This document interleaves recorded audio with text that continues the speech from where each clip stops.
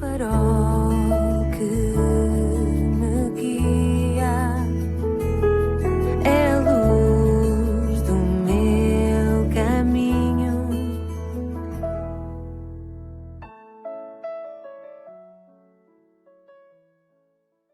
Sou o Carlos Oliveira e quero dar as boas-vindas à 145ª edição do programa Pedindo Luz, cujo tema hoje é Erro de Paralaxe.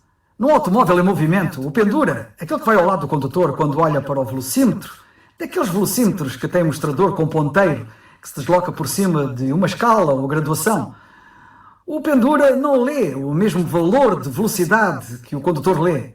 O condutor, olhando na perpendicular para o visor, faz a leitura correta, mas o pendura, olhando do lado, faz uma leitura com erro. Certamente que percebes aquilo que eu digo, é só fazeres a experiência. Este tipo de erro chama-se erro de paralaxe. Erro de paralaxe é, assim, um erro que ocorre pela observação errada na escala de graduação, causada por um desvio óptico, que por sua vez é causado pelo ângulo de visão do observador. O que muda de uma leitura para a outra é o ponto de vista do observador. Do teu ponto de vista, como é que tu te enxergas? Como é que te vês a ti mesmo? Alguns, não poucos, veem-se pessoas muito boas, dignas de irem até para o céu quando morrerem. Veem-se perfeitas, ou quase, sem erros ou quase, sem falhas ou quase, mas padecem de um erro de paralaxe. Olham-se de um ângulo que lhes dá uma leitura errada. Deus, que as vê na vertical, a partir do céu, de uma forma perfeita, não as vê como elas se enxergam. Para que espiritualmente não cometas o erro de paralaxe, é aconselhável que faças a leitura do ponto de vista de Deus. E essa é-te dada pela Bíblia Sagrada. O que tu vês dá-te uma leitura errada da realidade. O que Deus vê dá-te a leitura certa, correta. E é essa que precisas de ter. E sabes como é que Deus te vê? A tendência humana é parar naquilo que os seus olhos são capazes de enxergar. Como é importante saber que o olhar de Deus é diferente do nosso olhar. E nota até que Ele vê-nos não somente a partir da nossa aparência, mas principalmente pelo que somos. Conhece o nosso interior. Miguel Ângelo, pintor, poeta, escultor e arquiteto italiano famoso. Entre as suas obras destacam-se algumas esculturas que se tornaram conhecidas mundialmente, tais como a Pietà, Moisés e David. Certa vez alguém, impressionado com a beleza de uma das suas esculturas, perguntou-lhe: Miguel Ângelo, como é capaz de produzir uma escultura tão bela? Ele sorriu e disse: não é tão difícil como imagina. Eu não faço nada, a imagem já está na pedra, eu apenas tiro o excesso.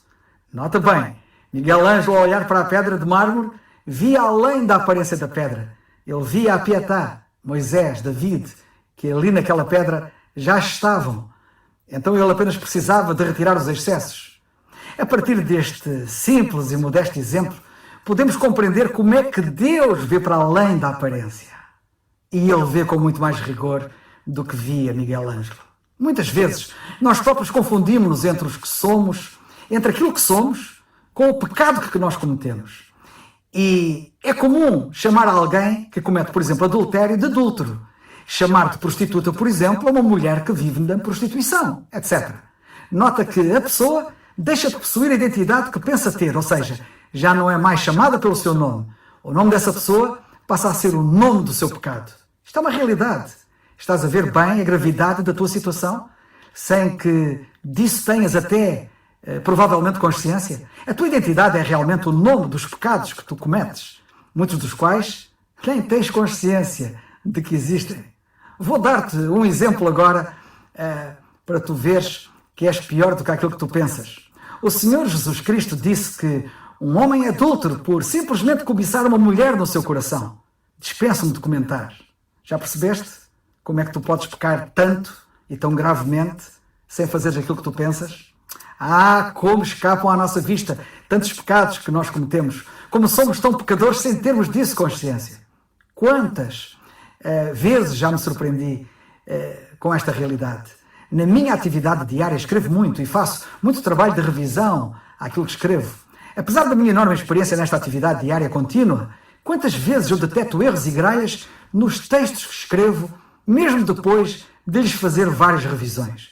Quantas vezes dei esses textos como concluídos, prontos, perfeitos, sem erros, vindo depois a verificar que assim não era, pois apesar de muito ler e de muito rever, ainda assim os meus olhos não viram o que deveriam ter visto tendo deixado escapar incorreções que ainda persistiram nesse texto. Espiritualmente, este é um problema com todos. É também o teu problema. Olhas para a tua vida pensando estar tudo bem, não havendo erros ou falhas, mas aos teus olhos, que não enxergam bem. Porém, assim não é aos olhos de Deus, que tudo perscrutam. Em Hebreus 4,13, nós lemos assim: não há criatura alguma encoberta diante dele, de Deus. Antes todas as coisas estão nuas e patentes aos olhos daquele com quem temos de tratar. Na primeira epístola de João 3,20, na Bíblia, também lemos: maior é Deus do que os nossos corações e conhece todas as coisas. Do próprio Senhor Jesus Cristo, nós lemos em João 2, 24 e 25. Jesus a todos conhecia e não necessitava de que alguém testificasse do homem, porque ele bem sabia o que havia no homem. No primeiro livro de Samuel, no Velho Testamento, no capítulo 16 e versículo 7, nós lemos que o Senhor não vê como vê o homem, pois o homem vê o que está dentro dos olhos, porém o Senhor olha para o coração. Não te fies, pois, no diagnóstico que fazes a ti mesmo.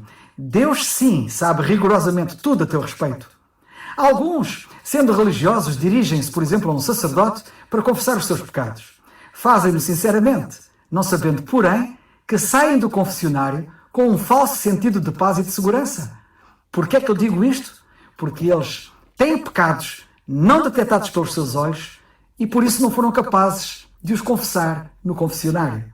O salmista, na Bíblia, diz no Salmo 19, versículo 12, muito apropriadamente: quem pode entender os próprios erros? Expurga-me tu dos que me são ocultos. Nota bem o que ele disse. Primeiro, ele reconhece poder haver erros que lhe escapam, quando diz: quem pode entender os próprios erros? Segundo, reconhece que tem pecados que ele não vê, que lhe estão ocultos, que não são detectáveis aos seus olhos, quando diz: expurga-me tu dos que me são ocultos. O Senhor Jesus Cristo disse em Mateus 10, 26: nada há encoberto que não haja de revelar-se, nem oculto que não haja de saber-se. E em Apocalipse 3 nós lemos: como dizes, rico sou e estou enriquecido e de nada tenho falta, e não sabes que és um desgraçado e miserável e pobre e cego e nu. Como vemos, é muito possível a pessoa pensar que vê e não vê, que tem valor e não tem, que pensa que sabe e ignora, que pensa que tem motivos para se gloriar, não enxergando os motivos que tem para se envergonhar. Em Romanos, a Bíblia diz que não há um justo, nenhum sequer, que Deus encerrou a todos debaixo do pecado. Cuidado, pois, com o erro de paralaxe, que podes eventualmente estar a cometer, levanta-te a pensar seres aquilo que tu não és. Somos todos pecadores, diz a Bíblia, e todos, sem exceção, precisamos de ser salvos do pecado, sob pena de sermos severamente por ele penalizados. E a Bíblia diz em Romanos 2 que Deus há de julgar os segredos dos homens, por Jesus Cristo. Mas a Bíblia também diz que só há um único meio de salvação, que é o Senhor Jesus Cristo. O único caminho, o único que nos pode salvar. Aliás, lemos em Mateus no capítulo 1 acerca dele quando ele nasceu. E estamos agora na altura do Natal. Chamarás o seu nome Jesus, porque ele salvará o seu povo dos seus pecados. Como disse o apóstolo Paulo em Atos 16:31, crê no Senhor Jesus Cristo e serás salvo.